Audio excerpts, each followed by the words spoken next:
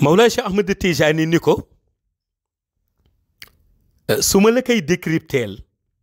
Mawlaay Cheikh Ahmed Tijani lui dit: pour le décryptage, le nom divin que tu as apporté et par lequel tu as voulu interpréter la science d'Allah est le Ismu Zati, qui est Allah. Il précisa ensuite: si tu approfondis ton analyse, tout ce que tu perçois d'Allah, ainsi que sa synthèse, jusqu'à en saisir les mystères divins, te conduira inéluctablement à la manifestation de trois mers. La première mer symbolise Alif. C'est là que tu as entendu une parole que tu n'avais jamais perçue auparavant. Une expression révélée sous le nom de Salatul Fatih. La deuxième mer est celle du Lam, où Seydi Ahmed a voilé ce qu'il avait propulsé à manifester la mer que l'on nomme Jawharatul Kamal. Enfin, la troisième mer est celle du Ha, d'où Seydi Ahmed a manifesté ses 201 noms, ainsi que les Khulafaoul Arba, les Quatre Khalifs. À l'issue de cette synthèse, Mawlaay Cheikh Ahmed Tijani lui dit: il y a un mot que nous avons mentionné au commencement. Je vais lui attribuer un nom afin de le rattacher à ta faveur. Le détenteur de la vision intérieure l'interrogea alors: quel nom doit-on donner à cette expression que nous avons utilisée dès le début? Cheikh Tijani Chérif lui répondit: nous allons la rassembler pour que tu lui donnes le nom de Salatul Buhuri, et je te l'accorderai. Le visionnaire intérieur lui demanda: de quoi s'agit-il exactement, la Salatul Buhuri?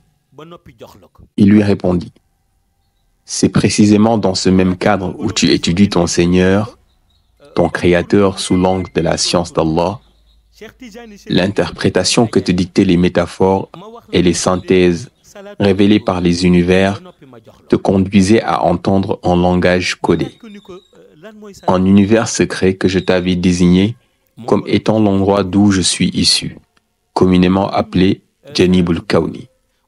Cheikh Tijani poursuivit: par la suite, nous nous y rendrons ensemble. Et pour synchroniser Janibul Kawni avec le cadre divin dans lequel tu évolues, il fallait que cette salade soit incluse dans le langage spécifique que nous avons évoqué, un dialecte dont les expressions sont codifiées. Le détenteur de la vision intérieure lui demanda alors de lui enseigner cette science. Mawlaay Cheikh Ahmed Tijani lui ordonna de tendre les mains afin de lui transmettre l'autorisation de la lui offrir en cadeau. Ainsi, le détenteur de la vision intérieure tendit les mains et Mawlaay Cheikh Ahmed Tijani récita: Allahumma salli ala buhurika ar-rashfi bimumdil ahad wa salli ala fitri binuri kaltalsamil anwar nasiril haqqi bil haqqi shifayatullah bilutfi latifin kun fatuhu wa ala alihi sirrul kubra bishafi fayakun. Dès cet instant, le visionnaire intérieur sentit qu'il a atteint le parachèvement. En effet, tous les mots que Mawlaay Cheikh Ahmed Tijani Chérif avait prononcés dans cette salade étaient parfaitement agencés, et il n'en manquait aucun dans l'organisation des univers et des métaphores révélées. Cependant, il n'avait jamais envisagé que ces mots puissent constituer une salade, désormais connue sous le nom de Salatul Buhuri. Dans ce cadre, trois réalités, haqiqa, furent ainsi dévoilées. La haqiqa de la Salatul Fatih, issue de la mer dont le détenteur est Mawlaay Cheikh Ahmed Tijani Chérif, qui est symbolisée par Alif. La Jawharatul Kamal, également issue de la mer sur laquelle le prophète Seydi Ahmed a marché et qui l'a propulsé, représentée par la mer du Lam, et enfin dans la mer du Ha, où furent révélés les 201 noms du prophète ainsi que ses 4 khalifs bien guidés. Également, rappelons-nous que Mawlaay Cheikh Ahmed Tijani Chérif, depuis le milieu divin et la réalité divine où nous étions, a mentionné un monde dénommé Janibul Kawni, et a révélé aux détenteurs de la vision intérieure l'existence de ces 18 autres noms, ainsi que les dialectes déjà exprimés et leurs processus qui ont permis la genèse de la Salatul Buhuri. C'est pourquoi lorsqu'on lui a demandé de faire la synthèse, il a entonné Allahumma salli ala buhuri karrashfi bimunzil ahad wa salli ala fitri binuri kaltalsamin anwar nasir al-haq bil-haq shifayatullahi bilutfi latifin kun fathu wa ala alihi sirrul kubra bishafi fayakun. Il devint évident pour lui que leur discussion avait engendré d'autres essences qui serviraient forcément aux âmes, qui s'engageraient plus tard dans le sentier de l'éducation et du cheminement spirituel. Et à ce moment précis, les finalités de ce monde terrestre ne les intéressaient pas. Ils étaient toujours dans le milieu divin. Mais ils savaient pleinement que ces outils et essences mystiques générés serviraient forcément aux futurs habitants de la terre.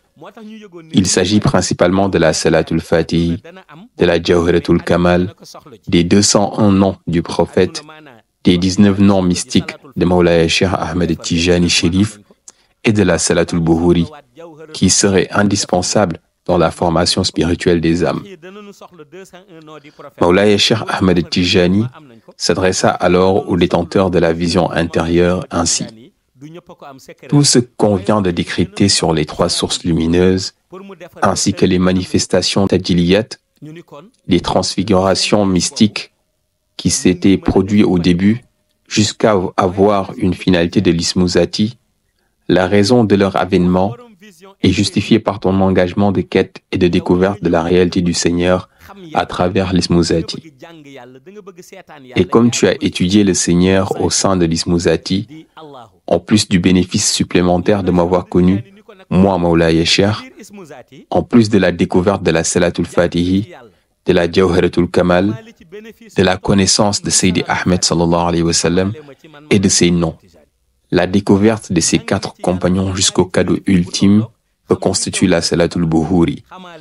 Comme tu as déjà usé de la lumière d'Allah pour arriver à ce niveau, sans pour autant même utiliser toute sa puissance et ses profondeurs, car l'essence de l'ismuzati englobe des réalités tellement profondes que lorsque tu y chemines jusqu'à arriver à une finalité, en réalité tu es plongé dans un nouveau commencement, sans fin. Dis, si la mer était de l'encre pour écrire les paroles de mon Seigneur, certes la mer s'épuiserait avant que ne soient épuisées les paroles de mon Seigneur, quand bien même nous lui apporterons une quantité équivalente en renfort. Sourate 18, verset 109. C'est un exemple semblable à cette parabole annoncée par Allah subhanahu wa ta'ala, de sorte que sa science et ses noms révélés sont semblables à une goutte d'eau provenant d'une aiguille plongée dans un océan infini. La quantité restante demeure ces réalités interminables, et les réalités d'Allah se manifestent ainsi. C'est pourquoi Mawlaya Cheikh Ahmed Tijani a rappelé aux détenteurs de la vision intérieure en lui ajoutant « Comme tu n'as pas appréhendé les profondeurs de la réalité du nom Allah, malgré les nombreux avantages spirituels que tu en as bénéficiés, je vais t'indiquer un autre nom mystique, celui de Rahman, afin que tu puisses t'engager dans une nouvelle quête d'apprentissage du Seigneur subhanahu wa ta'ala. Nous allons donc entamer une nouvelle phase d'étude à travers son nom, Rahman.